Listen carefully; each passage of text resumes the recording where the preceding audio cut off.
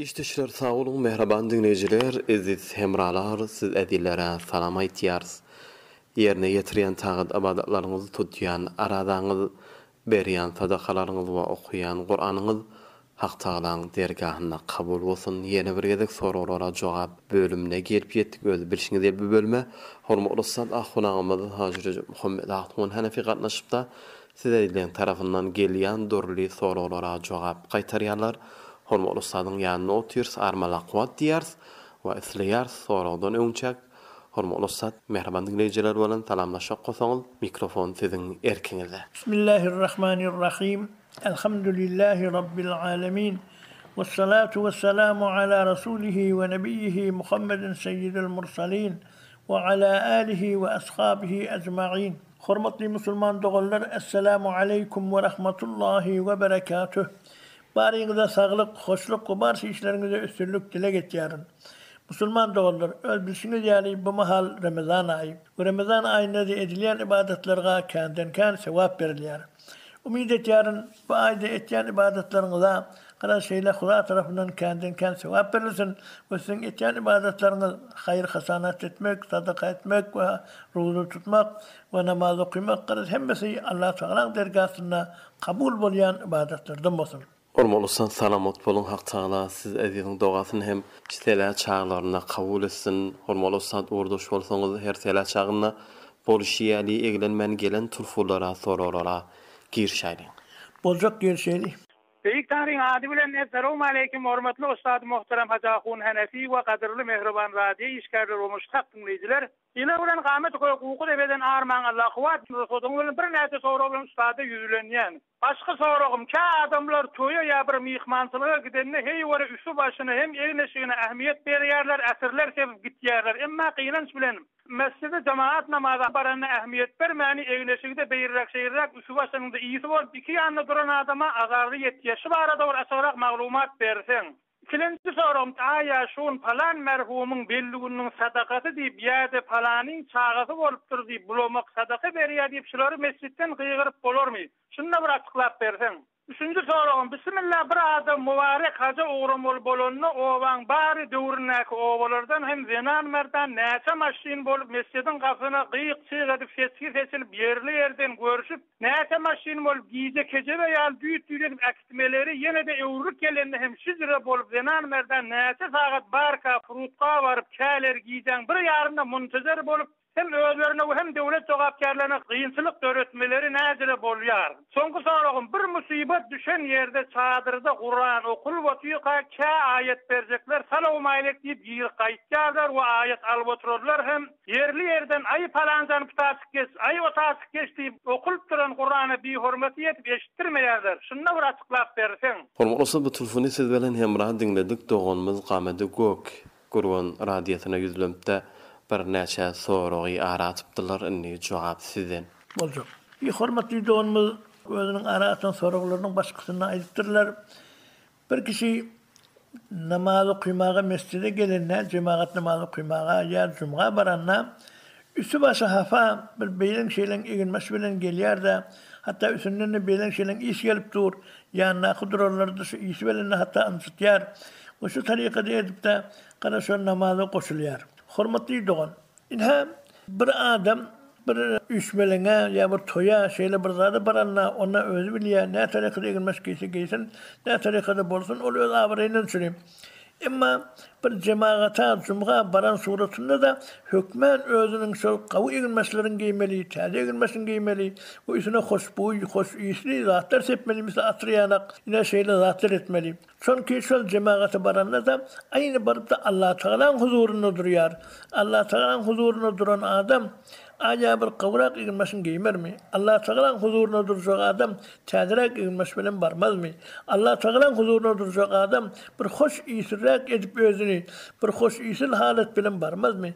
Biz oňa görä belli bir zat ki, şol cemaata jumga baranda da o da onu komur üçmelen, hasy şeýle bir üçmelenlerde sen mümkin bolduğuna görä öz ennamyňdan gadar bir teleki iş çykarmaly-da, teleki iş kökölmeli-da. Ve mümkün bolduğuna göre ennamyňdan hoş iş gelip Igen maşın da şeyle täze we görnükli bolsa, ol beter söýerli zat. Oýunny bir üçmelenlere, toya, beýleke baranda, o da kişiň öz abraýyndan sürýüm, onu da sen özüň bilýärsiň. We men bu hormatly ýene bir soragyny aýtdylar ki, inha mescidin bulankusundan bir dini zatları, dine bağlı bulan zatları, mesela palanın şeyle ara tutmalı ya palanın ağzı şekilde deyip de sizlere bir zatları aytmaklığına bir işgali yok.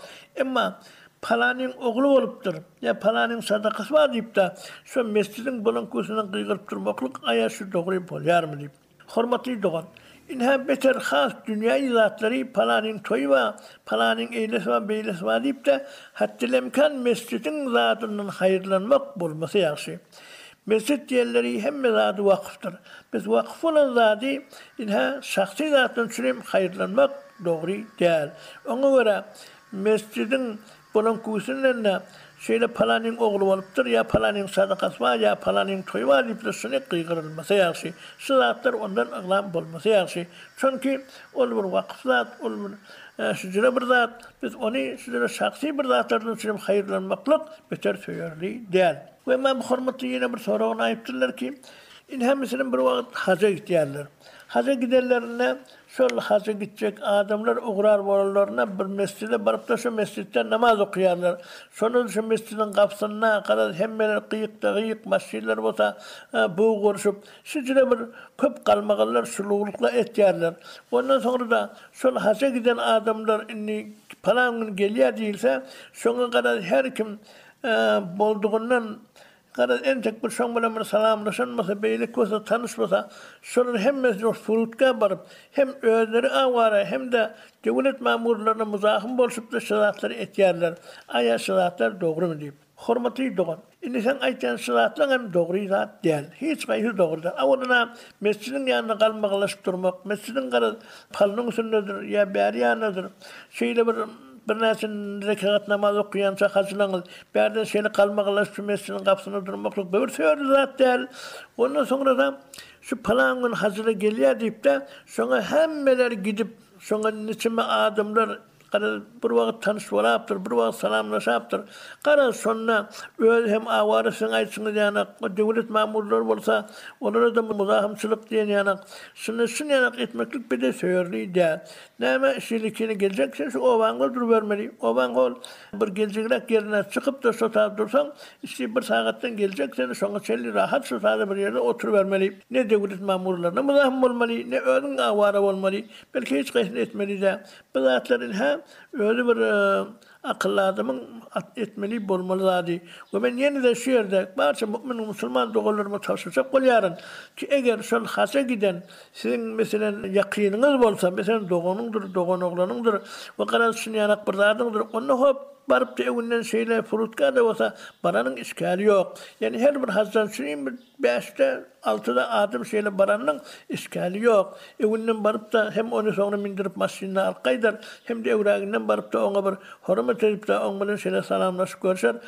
Ama kadar bir obadan 5 adam hazaya giden olsa sol obadan 500 adam barıp da sol ya 50 adam barıp da en son evinden barıp hem maşini koymany ýeri ýok, hem döwlet mamurlaryna muzahim, hem de garip özler de awara şey diş görmekleri bir söýerli zat däl. Muny näetmeli? Şol aýtşymyz ýany özüň bir ýakyn garnaşlary, meselen doganydyr, dogan oglanydyr, ýa şoňa meňdeş bir zatdyr. Şuňa bir zatlary barsa barmaly, bir 5-te 10-na aňyrsy ve şolar barıp da näşoň bilen alqaýtmaly we beýlik adamlarda şu habar berseler, bumada hem adamyň ýanyna mobil var. Indi şol gelýän adamlar şu falan geldik diýip habar berse, beýlik adamlar hol owaň bir maşynyň gelýän ýerine daşar çykyşyp da şeýip ýöňünden salamlaşsalar, bina söýerli. Hiç bir özlerine de bir kıyınçılık yok. Devlet mamurlarına da bir muzahimçılık yok. Bir neve söýerli zat. Şeýitmekleri gerekli. Hemme mümin musulman dogalarymyň hemmesine şu tapşyrygyny berýäryn ki biderek özlerine awara etmesinler.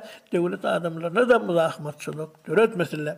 Ve men bu hormatly doganmyň bir soragyny aýtdyrlar. Ine meselen bir adam dünýeden aýdyp dursaň aýadyna çadır kurulup dur, şoňa barýarlar. Çadırdır ya öýdür gara işim yok. Şoňa barýarlar, şoňa gaftan bir adam "Esselamu aleykum" diýip de girenler.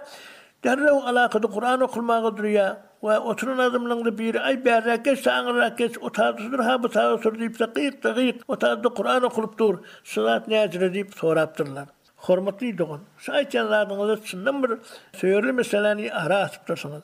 Çünkü Kur'an okulup duqa kalmagal etmek, Kur'an okulup duqa bir dünyayı gözün etmeklik şey asla doğru değil. Şuğurdan Allah tebarek ve teala Kur'an-ı Kerim'de ayetler. Euzu billahi mineşşeytanirracim. Ve izâ kuri'el Kur'anu festemi'û lehu ve ansitû leallekum turhamun. Yani her vakti ki Kur'an okulsa Allah Teala Kur'an'ın özüne bir buyruk berýär. Her vakti ki Kur'an okulsa biz sükut durun ve şoňa kulak asın. Ki hükmen size rahmetler deyip. Yine Allah Teala şey deyip aytýan bolsa, biz onna Kur'an okulup durqa kalmagal etmeli de. Sesin çıkarmanı sükut durup da şol okulup duran Kur'an'a kulak asmaly. İnne haybıtada oturha opap gelnadım galy oturmana bir yer tapar. Ya bolmasa oturnadımla bir beýlek şerek şişer de oňa bir zaý berer. Onu kalmagallamyň gerekligi ýok, kalmagallaşmakyň asla bir zarurat ýok. Biz oňa göre şu taýda da şolady etmeli däl. Yani o taýda oturha bu taýda otur diýip bir tarapdan Kur'an okulup du şeýle kalmagallaşdyrmaklyk be asla dogry däl, bir haram zat, doğru der zat. Çünkü Allah Teala sükut durun o kulak asın diye. Biz ona göre Kur'an okulup durqa şeyle kalmagal etmekliğin hiçbir gereklilik yok ve öyle katı bir olukon günahkarçılıktan da hali değil.